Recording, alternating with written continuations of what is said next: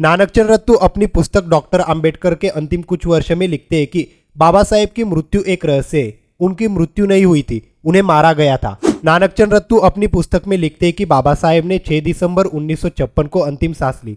भारत के 6 करोड़ दलित अछूतों के मसीहा की मृत्यु कुछ पूर्व निश्चित सी ही थी। भाग्य ने इस आजीवन विद्रोही को मृत्यु जैसी अंतिम अपरिहार्यता से लड़ने का अवसर नहीं दिया और उन्हें नींद में ही उठा लिया। उन्हें मृत्यु उस समय आनी चाहिए थी जब देश प्रकाश पुंज भगवान बुद्ध के महापरिनिर्वाण का 25वां महापरिनिर्वाण दिवस मना रहा था। ये भी एक महत्वपूर्ण रहस्य है। 5 दिसंबर की दुखद रात के लगभग 12 बजे जब नानकचंद रत्तू ने घर जाने के लिए उनसे विदा ली तो उस समय उनके स्वास्थ्य में कुछ भी असामान्य न था।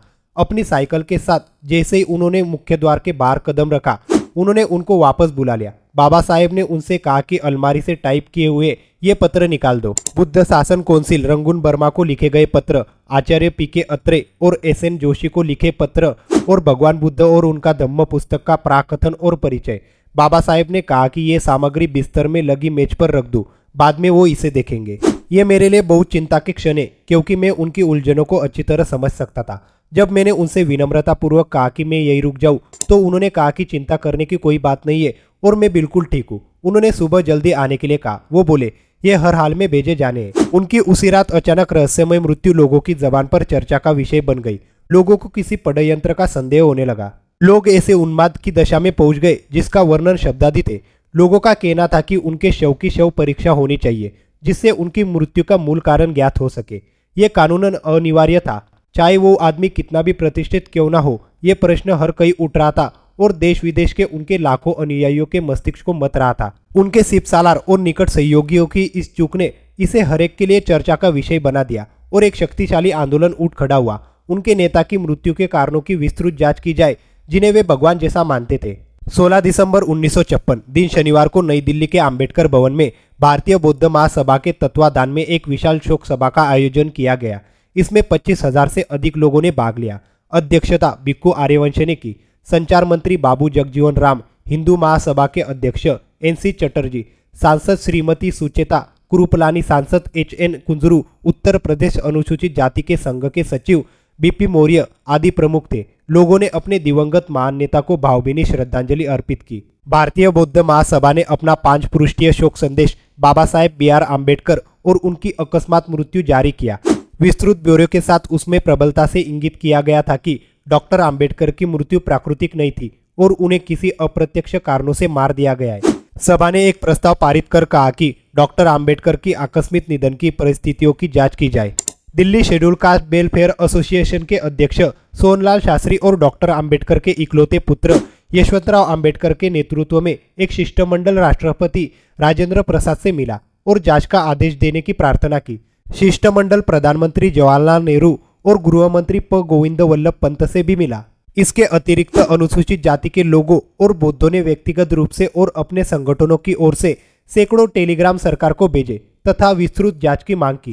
20 जनवरी 1957 को कोंकण के 3 जिलों थाना, कोलाबा और रत्नागिरी के नमित प्रतिनिधियों का शिष्टमंडल जी.बी. कामले के नेतृत्व में प्रधानमंत्री जवाहरलाल नेहरू से सांताक्रूज हवाई अड्डे पर उनके आगमन के समय मिला। शिष्टमंडल ने एक ज्ञापन दिया जिसमें डॉक्टर आम्बेडकर की अचानक रहस्यमय मृत्यु की जांच की मांग की गई थी। ज्ञापन में था, बाबा साहेब का स्थान उन लाखों करोड़ों लोगों के हृदय में भगवान के बाद प्रथम स्थान पर था जो हिंदुओं के शोषण और कुरीतियों के शिकार रहे। वो उनके लिए अक्षुण ऊर्जा तथा उत्साह के स्रोत थे और इसलिए हर कोई उनके बारे में हर संभव सूचना जानने के लिए उत्सुक है। उनके सच्चे और निष्कपट शिष्य समर्पण भाव से उनकी गतिविधियों का अनुकरण करते थे। उनका कथन उनके अनुयायियों को तत्काल सक्रिय कर देता था। उनका अपना कोई निजी व्यक्तित्व नहीं था, बल्कि वो हम सबके जीवन से जुड़े थे। हमारे संगठन की संपूर्ण शक्ति उन्हीं में समाहित थी। अपने जीवन में आए इस आघात से उबरने के लिए जब हम सचेत हुए तो हमारे मस्तिष्क में प्रथमता प्रश्न उठा कि बाबा साहेब के परिनिर्वाण का समाचार हमें तत्काल क्यों नहीं दिया गया। ऐसा क्यों हुआ कि बाबा साहेब की मृत्यु का समाचार जानने के लिए हमें ऑल इंडिया के प्रसारण पर निर्भय होना पड़ा, जबकि उनका पुत्र 6 दिसंबर 1956 को हम लोगों के साथ ही था। बाबा साहेब के इकलौते पुत्र यशवंतराव आम्बेडकर को उनके पिता की मृत्यु की सूचना देने से श्रीमती आम्बेडकर को किसने रोका? ये कैसे हुआ कि सिद्धार्थ कॉलेज के प्राधिकारियों, जो बाबा साहेब के हर गतिविधि का हिस्सा होते थे, जिनको दोपहर बाद तक तार या फोन से सूचना नहीं दी गई, समाचार पत्रों में प्रकाशित कुछ समाचारों ने भी हमारे संदेह को बल प्रदान किया। ये सब तथ्य तथा कुछ अन्य तथ्य हम आप महानुभावों के समक्ष रख रहे, जिससे ये ज्ञात होगा कि बाबा साहेब की आकस्मिक और रहस्यमय मृत्यु में संदेह की पूरी गुंजाइश है। बाबा साहेब की मृत्यु के बाद जो प्रमुख घटनाएं सामने आई, उनके स्पष्टीकरण और आधिकारिक जांच की नितांत आवश्यकता है। ये निम्नवत है। नंबर 1, 6 दिसंबर 1956 को बाबा साहेब की मृत्यु के दिन कुछ दिन पूर्व से ही किसी को भी बाबा साहेब से मिलने की अनुमति नहीं दी गई। उनकी खराब सेहत या पुस्तक लेखन की व्यस्तता जैसे विश्वसनीय कारण बता दिए जाते थे। नंबर 2, 6 दिसंबर की सुबह 9 बजे तक बाबा साहेब के करीबी मित्रों और दिल्ली में अनुसूचित जाति के जिम्मेदार लोगों को कोई सूचना नहीं दी गई थी। इसके विरोधाभास श्रीमती सविता आम्बेडकर ने कुछ दूरस्थ रहस्यमय कॉल बुक कराई और ऐसा समझा जाता है कि मुंबई में किसी गुप्त रूप से सूचना दी गई। नंबर 3, मात्र 2 महीने पूर्व श्रीमती आम्बेडकर ने बाबा साहेब के स्वास्थ्य की चिंता करने वाले लोगों को स्पष्ट रूप से सूचित किया था कि बाबा साहेब का स्वास्थ्य काफी सुधर गया है, यहाँ तक कि उनके सिर पर नए बाल भी उग रहे हैं। जब इन लोगों ने बाबा साहेब से संपर्क किया तो बताया गया कि डायबिटीज, मधुमेह के अलावा उन्हें कोई भी रोग नहीं है। उन्हें विशेष तौर पर बताया गया कि बाबा साहेब को कोई भी हृदय रोग नहीं है। क्या चिकित्सा विज्ञान ये स्पष्ट कर सकता है कि मैं साधारण मधुमेह अचानक मृत्यु का कारण हो सकता है, जबकि वो व्यक्ति किसी भी हृदय रोग या उच्च रक्तचाप से पीड़ित नहीं हो। नंबर 4, डॉक्टर माधवजी मालवणकर, जो विगत 10 वर्षों से बाबा साहेब के पारिवारिक चिकित्सक के रूप में कार्य कर रहे थे, 6 दिसंबर की सुबह ऐसा सॉन्ग रच रहे थे मानो उन पर दौरा पड़ा हो। वो कह रहे थे कि बाबा साहेब का स्वास्थ्य तो बहुत अच्छा था। बाद में मालूम हुआ कि बाबा साहेब के निधन की सूचना इसी डॉक्टर को सबसे पहले देने के लिए श्रीमती सविता आम्बेडकर ने लंबी दूरी का कॉल बुक कराया था। यदि ये सच है तो इस पारिवारिक चिकित्सक की ऐसी टिप्पणी करने के पीछे क्या मंशा हो सकती थी। नंबर 5, 6 दिसंबर की सुबह बाबा साहेब के सेवक को उनके कमरे में चाय ले जाने से रोका गया, जबकि उस समय चाय देना उसका रोज का काम था। मेम साहब के विरोध की उपेक्षा करते हुए सेवक जब उनके कमरे में गया तो बाबा साहेब को मृत पाया। वो सेवक ही दूसरा आदमी था जिसे बाबा साहेब के मरने की खबर हुई। श्रीमती सविता आम्बेडकर की इच्छा थी कि बाबा साहेब का शव अंतिम संस्कार हेतु सारनाथ ले जाया जाए, न कि मुंबई, जबकि बाबा साहेब के सभी रिश्तेदार अनुयायियों की इच्छा थी कि शव मुंबई ले जाया जाए। श्रीमती सविता आम्बेडकर अच्छी तरह से जानती थी कि बाबा साहेब के भक्तों और रिश्तेदारों द्वारा श्रद्धांजलि व्यक्त करने के लिए मुंबई एक केंद्रीय स्थल है। नानकचंद रत्तू अपनी पुस्तक में आगे लिखते हैं कि मैं प्रिय पाठकों से चाहूंगा कि वे मुझे ये प्रश्न उठाने की अनुमति दे कि उपरोक्त तथ्य पर मद्देनजर क्या ये बात मस्तिष्क में नहीं आती कि बाबा साहेब की मृत्यु पूर्व नियोजित थी। क्या अनुसूचित जाति के लोगों द्वारा व्यापक रूप से बुद्ध धम्म ग्रहण करने से धर्म परिवर्तन विरोधी लोगों ने पागलपन में हमारे प्रिय नेता की जान ले ली। इस तरह के अनेक सवाल उठाए जा सकते हैं। कोई भी यह स्पष्ट नहीं कर सकता कि मृत्यु का मूल कारण क्या था।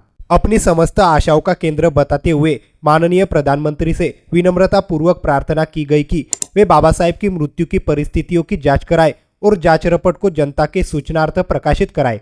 ज्ञापन में कहा गया कि महोदय, आप एकमात्र ऐसे व्यक्ति है जिस पर दुनिया का कोई भी व्यक्ति विश्वास कर सकता है। सत्य और न्याय के सुदृढ़ उपासक के रूप में हम आपसे आस लगा रहे हैं कि आप इसी विषय में व्यक्तिगत रुचि ले और 7 करोड़ दुखित जनता को संदेह के अंधेरे से निकालकर उन्हें सत्य का प्रकाश दिखाए। अखिल भारतीय अनुसूचित जाति संघ ने 1 जनवरी 1957 को आयोजित बैठक में एक प्रस्ताव पार कर बाबा साहेब की संदेहास्पद मृत्यु की जांच कराई जाए। अनुसूचित जाति के लोगों की अनेक समितियों, संगठनों और संघों ने इसी प्रकार का प्रस्ताव पास कर जांच की मांग की। सुप्रसिद्ध मराठी पत्र ब्लिटज, जिसका प्रसार मराठा और महार समुदाय में व्यापक रूप से था, में प्रकाशित होने वाली खबरों में पत्र ने भयानक आरोप लगाए, जिसमें हत्या और षड्यंत्र का आरोप भी था। इस पत्र ने श्रीमती सविता आम्बेडकर पर खुला आरोप लगाया और प्रकाशित किया कि उनका पारिवारिक जीवन सुखद नहीं था। इस तरह बाबा साहेब के लाखों अनुयायी आंदोलित थे, क्योंकि न तो भारत सरकार ने और न ही प्रांतीय सरकार ने उनके नेता, जिन्हें वे भगवान की तरह मानते थे, की अचानक हुई मृत्यु परिस्थितियों की जांच का आदेश दिया। बाबा साहेब के अनुयायियों की तरफ से देश भर में शोर शराबा और जांच की मांग को लेकर जबरदस्त दबाव बना हुआ था। जिस तरह के गंभीर और घातक अभियोग लगाए जा रहे थे, उसे ध्यान में रखकर ब्लिटज ने श्रीमती सविता आम्बेडकर को आमंत्रित किया कि वो अभियोग का समुचित जवाब देने के लिए आगे आए और उसका खंडन तथा प्रतिवाद प्रस्तुत करे। ये आश्चर्य की बात है कि श्रीमती सविता आम्बेडकर की ओर से कोई भी खंडन अथवा स्पष्टीकरण का एक भी शब्द नहीं आया, न ही उन्होंने इस पत्र के खिलाफ कोई अभियोग दायर किया। इससे बाबा साहेब के लाखों अनुयायियों के मस्तिष्क में संदेह और भी पुष्ट हो गया।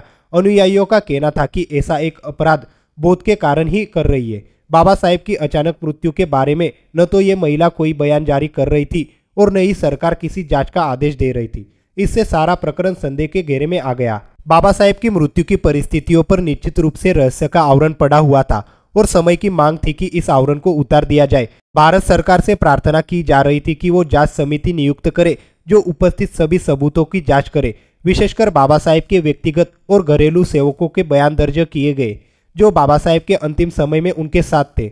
हालांकि सरकार शव परीक्षा कराने में असफल रही थी, पर जो आश्चर्यजनक परिस्थितियां उनकी मृत्यु को घेरे हुए थी उसी आधार पर जांच बैठाने के पर्याप्त कारण बनते थे। बाबा साहेब के लाखों अनुयायी विरोध कर रहे थे और भारी सभाएं करके अपना दबाव सरकार पर बनाए हुए थे। व्यक्तिगत और संगठनों ने अनेक टेलीग्राम सरकार को भेजे गए थे। सुप्रसिद्ध मराठी पत्र और अन्य सामाजिक मंचों से भी ये आवाज उठाई जा रही थी। इन सभी कारणों से भारत सरकार ने बाबा साहेब की मृत्यु परिस्थितियों की जांच के आदेश दे दिए। भारत सरकार ने दिल्ली पुलिस के DIG SC सक्सेना को जांच के लिए नियुक्त किया और रिपोर्ट सरकार को प्रस्तुत करने का निर्देश दिया। मिस्टर सक्सेना ने अनेक लोगों, उनके व्यक्तिगत कर्मचारियों, आसपास के घरों के निवासियों, उनके निकट सहयोगियों और अनुसूचित जाति के सांसदों से दिल्ली और मुंबई में बयान दर्ज किए और उनका परीक्षण किया। 26 नवंबर 1957 को प गोविंद वल्लभ पंत ने लोकसभा को सूचित किया कि DIG की जांच के आधार पर बाबा साहेब की मृत्यु स्वाभाविक थी। वीडियो कैसी लगी हमें कमेंट करके जरूर बताना और हमारे चैनल को लाइक और सब्सक्राइब जरूर करना। धन्यवाद।